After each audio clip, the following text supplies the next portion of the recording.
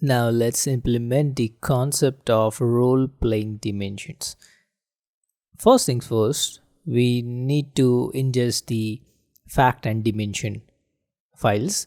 I'll go to get data, then click on text or CSV because my fact and dimension tables are in CSV format. I'll click on it.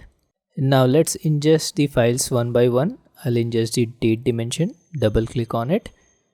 I'll click on load and it will load in the model.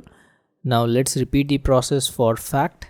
I'll again go to text or CSV and then select the sales fact and I'll click on load to load into the model.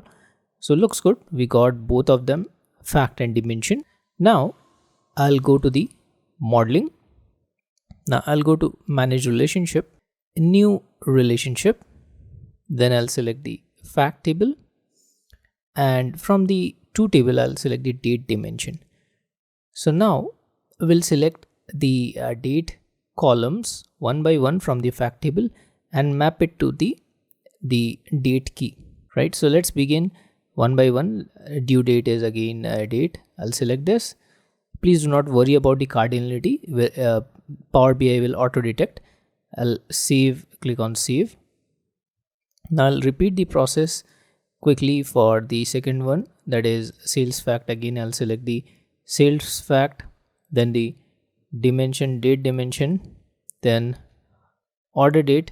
I'll select here from the dimension table again the date key, right?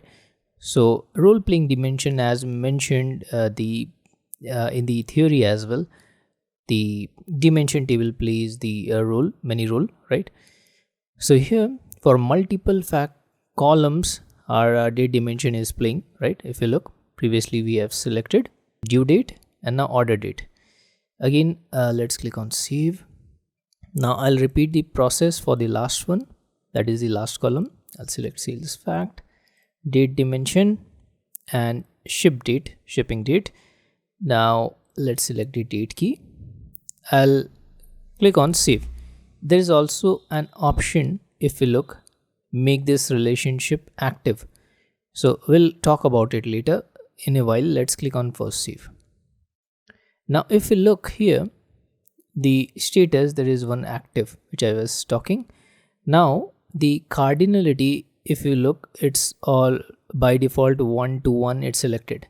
I'll click on now auto detect, right? So if there are any new relationship, it will show up. For now it's not there. So now talking about the active part. So at a time we can make the active for any one of them, right? We cannot make active multiple, right? If you look, only one active is there. If you don't want this active, I'll set to inactive, then I'll switch this to active, right? So that's how we change the status. So that's what it goes for role playing dimension. I hope you found this tutorial helpful. Let's meet in our next lecture.